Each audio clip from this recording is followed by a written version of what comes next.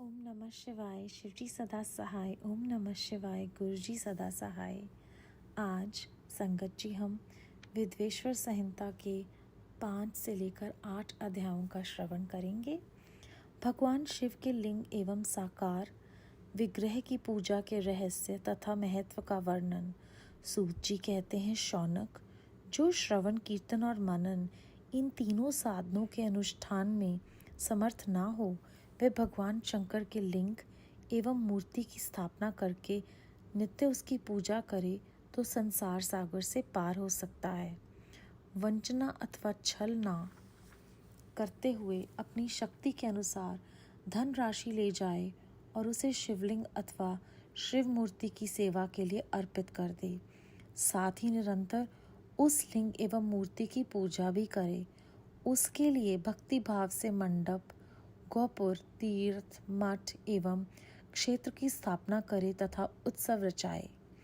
वस्त्र, गंध, पुष्प, धूप, दीप तथा पुआ और शाक आदि व्यंजनों से युक्त भांति भांति के भक्ष्य भोजन अन्य नैवेद्य के रूप में समर्पित करे। छत्र, ध्वजा, व्यंजन, चामर तथा अन्य अंगों सहित राजोपचार की भांति सब सामान भगवान शिव के लिंग एवं मूर्ति को चढ़ाए। प्रदक्षिणा, नमस्कार तथा यथाशक्ति जप करे। आवाहन से लेकर विसर्जन तक सारा कार्य प्रतिदिन भक्ति भाव से संपन्न करे। इस प्रकार शिवलिंग अथवा शिव मूर्ति में भगवान शंकर की पूजा करने वाला पुरुष श्रवण आदि साधनों का अनुष्ठान न करे तो भी भगवान शिव की प्रसन्नता से सिद्धि प्राप्त कर लेता है। पहले के बहुत से महात्मा पुरुष लिंग तथा शिव मूर्ति की पूजा करने मात्र से भव बंधन से मुक्त हो चुके हैं। ऋषियों ने पूछा, मूर्ति में ही सर्वत्र देवताओं की पूजा होती है, लिंग में नहीं, परंतु भगवान शिव की पूजा सब जगह मूर्ति में और लिंग में भी क्यों की जाती है? सूत जी ने कहा, मुनीश्वरों, तुम्हारा ये प्रश्न तो बड़ा ही पवित्र और अत्यंत अद्भुत है। इस विषय में महादेव जी ही वक्ता हो सकते हैं। दूसरा कोई पुरुष कभी और कहीं भी इसका प्रतिपादन नहीं कर सकता। इस प्रश्न के साधन के लिए भगवान शिव ने जो कुछ कहा है और उसे मैंने गुरु जी के मुख से जिस प्रकार सुन रखा है, उसी तरह क्रमशः वर्णन करूँगा। एकमात्र भगवान शिव ही ब्रह्म रूप होने के कारण निष्कल, भाव निराकार कहे गए हैं। रूपवान होने के कारण उन्हें सकल भी कहा गया है। इसीलिए वे सकल और निष्कल दोनों हैं। शिव के निष्कल निराकार होने के कारण ही उनकी पूजा का आधारभूत लिंग भी निराकार ही प्राप्त हुआ है, अर्थात शिवलिंग शिव के निराकार स्वरूप का प्रतीक है। इसी तरह शिव के सकल या साकार होने के कारण उनकी पूजा का आधारभूत विग्रह साकार प्राप्त होता है, अर्थात शिव का साकार विग्रह उनके साकार स्वरूप का प्रतीक होता है। सकल और अकल समस्त अंग आकार सहित साकार और अंग आकार से सर्वथा रहित निराकार रूप होने से ही वे ब्रह्म शब्द से कहे जाने वाले परमात्मा है। यही कारण है कि सब लोग लिंग निराकार और मूर्ति साकार दोनों में ही सदा भगवान शिव की पूजा करते हैं। शिव से भिन्न जो दूसरे देवता हैं, वे साक्षात ब्रह्म नहीं हैं। इसीलिए कहीं भी उनके लिए निराकार लिंग नहीं उपलब्ध होता। पूर्व काल में बुद्धिमान ब्रह्मपुत्र सनत कुमार मुनि ने मंदराचल पर नंदिकेश्वर से इसी प्रकार का प्रश्न किया था।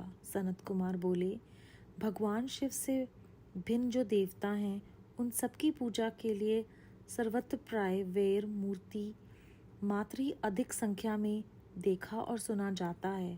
केवल भगवान शिव की ही पूजा लिंग और वैर दोनों का उपयोग देखने में आता है।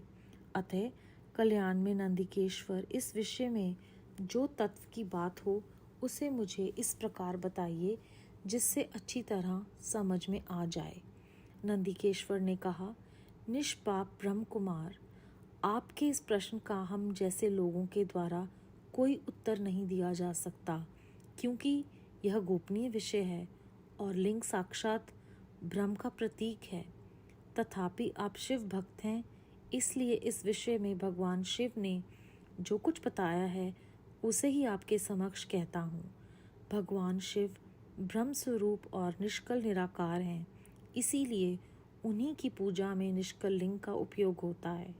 संपूर्ण वेदों का यही मत है। सनत कुमार बोले, महाभाग योगेंद्र, आपने भगवान शिव तथा दूसरे देवताओं के पूजन में लिंग और वेर के प्रचार का जो रहस्यमय विभाग पूर्वक बताया है वह यथार्थ है। इसीलिए यह लिंग और वेर की आद उत्पत्ति का जो उत्तम वृतांत है उसी को मैं इस समय सुनना चाहता हूँ। लिंग के प्रकाश्य का रहस्य सूचित करने वाला प्रसंग मुझे सुनाइए। इसके उत्तर में नंदिकेश्वर ने भगवान महादेव के निष्कुल स्वरूप लिंग के आविर्भाव का प्रसंग सुनाना प्रारंभ किया। उन्होंने ब्रह्मा तथा विष्णु के विवाद, देवताओं की व्याकुलता एवं चिंता, देवताओं का दिव्य कैलाश शिखर पर गमन, उनके द्वारा चंद्रशेखर महादेव का सतवन, देवताओं से प्रेरित हुए महादेव जी का ब्रह्मा और विष्णु के विवाद स्थल में आगमन तथा दोनों के बीच में निष्कल आद अंत रहित भीष्म अग्निस्तंभ के रूप में उनका आविर्भाव आदि प्रसंगों की कथा कही। तदनंतर श्री ब्रह्मा और विष्णु दोनों के द्वारा उस ज्योतिर्मय स्तंभ की ऊंचाई और गहराई का था लेने की चेष्टा एवं केतकी के पुष्प के शाप प्रदान आदि के प्रसंग को भी सुनाएं।